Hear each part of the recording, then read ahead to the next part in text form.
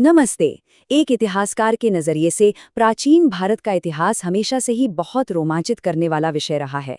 आज के इस ऐतिहासिक विश्लेषण में हम उस अहम सहस्त्राब्दी में गोता लगाने वाले हैं जब हमारे यहाँ की अर्धखानाबदोश और समान अधिकारों वाली जनजातियां बड़े और सुव्यवस्थित साम्राज्यों में तब्दील हो गईं। हम यह गहराई से समझेंगे कि कैसे भौगोलिक और क्षेत्रीय विस्तार ने शुरुआती भारतीय शासन व्यवस्था की पूरी तस्वीर ही बदल कर रख दी। तो चलिए इस दिलचस्प सफर की शुरुआत करते हैं।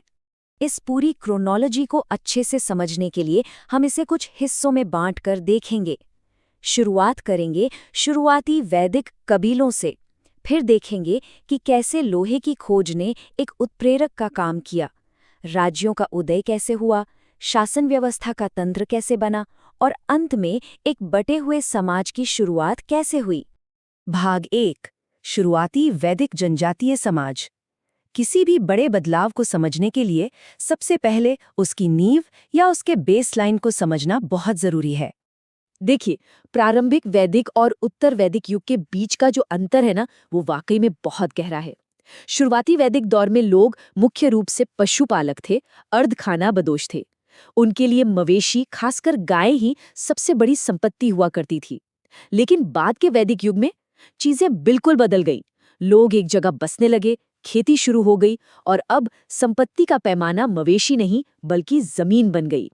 शासन व्यवस्था के नजरिए से देखें तो शुरुआती दौर बिल्कुल भी तानाशाही वाला नहीं था। कबीलाई नेताओं को राजन जरूर कहा जाता था, लेकिन वो कोई निरंकुश शासक नहीं थे। उन पर सभा और समिति जैसी परिषदों का पूरा कंट्रोल रहता था। और सबसे कमाल की बात यह है कि उस समय इन परिषदों में महिलाओं की भी पूरी भागीदारी होती थी, एक तरह का शुरुआती लोकतंत्र। अब जरा इस बात पर गौर कीजिए, आज के समय में बिना टैक्स के कोई सरकार चलाने की कल्पना भी नहीं की जा सकती है ना। लेकिन उस समय शुरुआती मुखिया या राजन बिना किसी स्थायी सेना या फॉर्मल टैक्स सिस्टम के ही कबीले का नेतृत्व करते थे। वो पूरी तरह से लोगों द्वारा अपनी मर्जी से दिए गए तोहफों पर निर्भर रहते थे, जिन्हें बलि कहा जाता था। उनका मेन काम बस मवेशियों के लिए होने वाले युद्धों में कबीले का नेतृत्व करना होता था। भाग 2, लौह युग, जब एक नई तकनीक ने भूगोल को ही बदल दिया।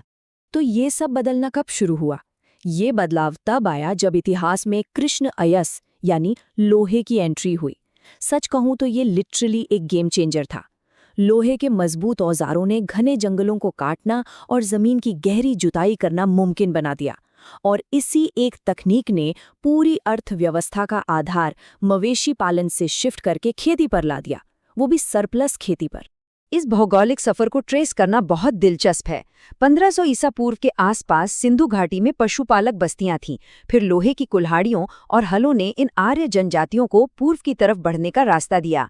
800 ईसा पूर्व तक जंगलों की तेजी से कटाई होने लगी और 600 ईसा पूर्व आते आते ये लोग सीधे उपजाऊ गंगा घाटी में आकर बस गए। यह एक बहुत विशाल छलांग थी। भाग 3, क्षेत्रीय राज्यों का उदय यानी एक बाकायदा राज्य का जन्म। जैसे जैसे बस्तियां स्थायी हुईं, राजनीतिक ढांचा भी तेजी से बड़ा होने लगा। शुरुआत हुई कुल यानी परिवार से, जो आगे चलकर ग्राम, विश, जन और फिर जनपद में बदल गया। और अंत में हम 16 महान महाजनपदों तक पहुंचते हैं। अब जाहिर सी बात है, इतने विशाल क्षेत्रीय साम्राज्यों को संभालने के लिए पुराने कबीलाई सिस्टम से काम नहीं चलने वाला था। एक मजबूत और औपचारिक सरकार की जरूरत अब सामने आ खड़ी हुई थी। इस कालखंड के ऐतिहासिक ग्रंथ हमें बताते हैं कि राज्य जैसे जैसे बढ़े हुए, सत्ता पूरी तरह से राजा के हाथों में सिमटती चली गई। पद अब वंशानुगत हो गए। राजन अब सिर्फ एक कबीले का रक्षक नहीं रहा था, बल्कि वो एक बड़े इलाके का सम्राट बन चुका था, जिसकी ताकत को चुनौती देना अब लगभग नामुमकिन था। और इस ताकत का दिखावा कैसे होता था? भव्य उपाधियों के जरिए। राजाओं ने खुद को पूर्व में सम्राट, उत्तर में विराट, पश्चिम में स्वराट और दक्षिण में भोज कहना शुरू कर दिया।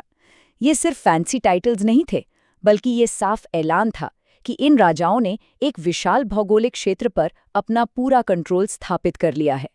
लेकिन रुकिए, यहाँ एक पेंच है। राजाओं के पास अभी भी बहुत बड़ी स्थायी सेनाएं नहीं थीं, तो फिर वे अपनी इस नई और सेंट्रलाइज ताकत को जायज़ कैसे ठहराते? इसके लिए उन्होंने विशाल यज्ञों का सहारा लिया। सर्वोच्च सत्ता के लिए राजसूय यज्ञ, विस्तार के लिए अश्वमेध यज्ञ और अपनी श्रेष्ठता साबित करने के लिए वाजपेयी यज्ञ।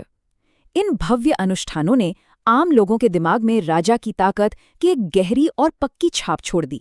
भाग 4 सरकारी तंत्र। अब जन्म होता है ब्यूरोक्रेसी का। क्योंकि महज यज्ञ करने से तो कोई साम्राज्य नहीं चलता ना, प्रशासन चलाने के लिए एक सिस्टम चाहिए। यहीं राजा के 12 रत्निन्स यानी राजा के 12 रत्नों की एंट्री होती है। मुख्य सलाहकार के रूप में पुरोहित, मिलिट्री के लिए सेनानी, टैक्स वसूलने के लिए भागदुग और खजाने के लिए संग्रहित्री। ये पदों का बनना इस बात का पक्का सबूत है कि एक प्रॉपर टैक्स सिस्टम और स्टेट एडमिनिस्ट्रेशन आकार ले चुका था। खेती में सरप्लस अनाज आने का सबसे बड़ा असर इसी राजस्व प्रणाली पर पड़ा। पहले जो लोग मर्जी से बलि देते थे, उसकी जगह अब राज्य ने भाग और शुल्क जैसे अनिवार्य टैक्स लगा दिए। आखिर इस बढ़ती हुई ब्यूरोक्रेसी का खर्च भी तो इसी टैक्स से निकलना था। लेकिन जैसे जैसे इस मंत्रिमंडल की ताकत बढ़ी, वैसे वैसे आम जनता सत्ता से दूर होती गई। सभा और समिति जैसी संस्थाओं ने अपना पूरा प्रभाव खो दिया।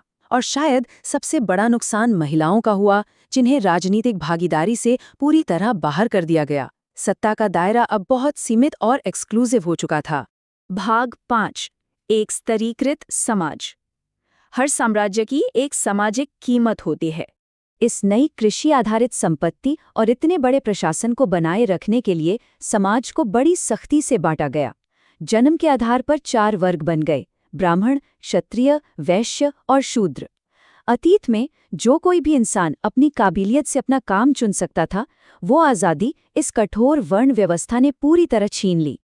उत्तर वैदिक काल में श्रम का ये बंटवारा बिल्कुल फिक्स हो गया। ब्राह्मण और क्षत्रिय मिलकर राज कर रहे थे और पूरा आर्थिक बोझ वैश्यों के कंधों पर आ गया। वही एकमात्र करदाता थे। शूद्रों को ऊपरी वर्गों की सेवा में धकेल दिया गया और महिलाओं से उनके संपत्ति के अधिकार और शिक्षा तक पहुंचने के मौके छीन लिए गए।